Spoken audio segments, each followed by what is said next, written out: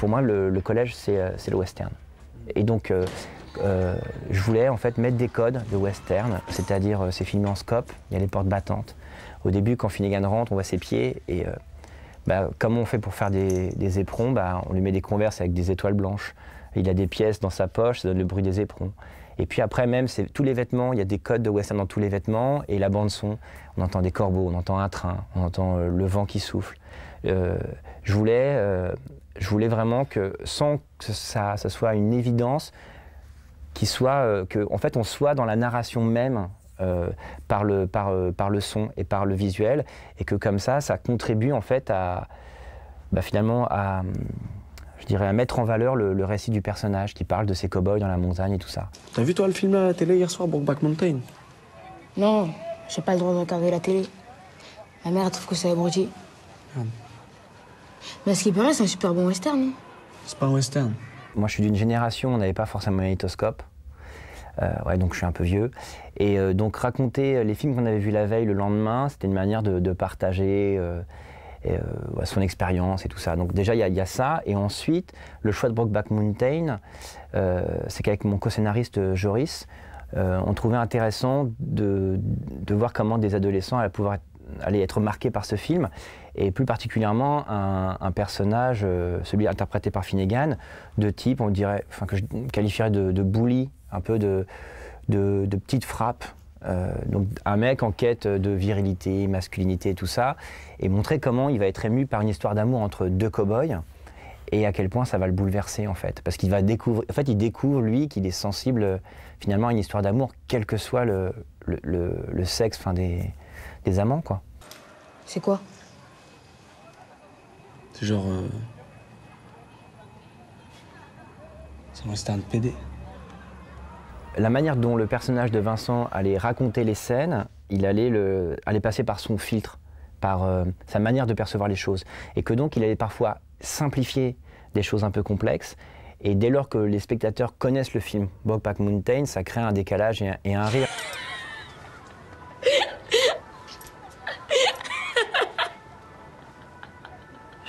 Ah putain, j'ai bien trompé ton père. Arrête quand même. C'est pas comme si t'étais au McDo, que t'avais pris des fruits alors que tu voulais des potatoes.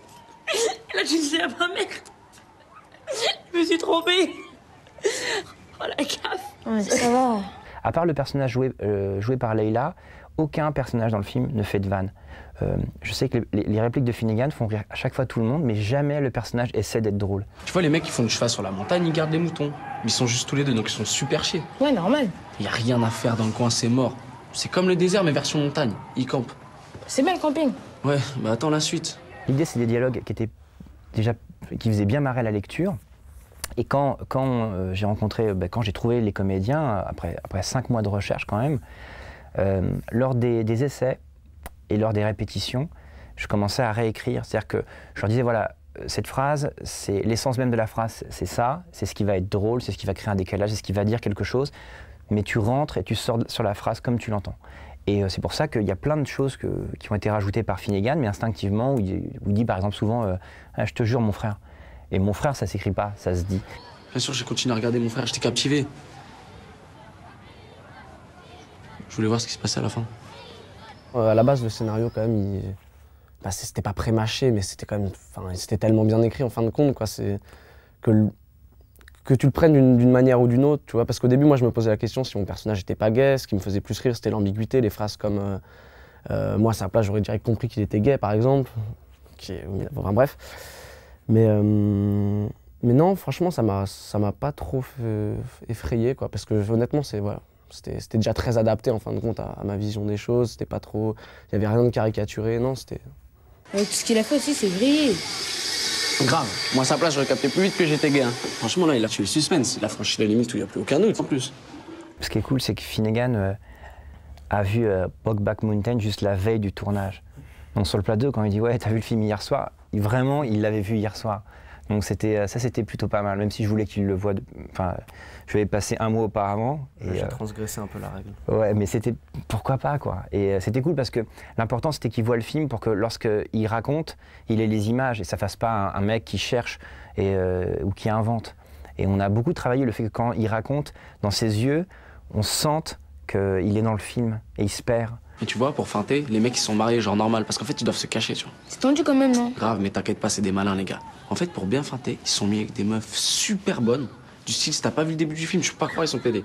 Un très bon film, un grand film, on en parle et c'est un film qui a des répercussions sur ce qu'on ressent. Après, il peut avoir une portée sociale ou non.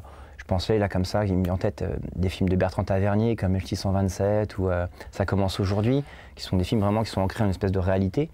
Mais même avec des films beaucoup plus légers, on peut communiquer des choses. Et de toute façon, même un très bon divertissement, s'il n'y a pas derrière un propos ou une espèce de sous-couche, c'est juste vain. Mais les meilleurs films, ceux qui nous marquent et ceux dont on parle, c'est ceux qui véhiculent une idée forte.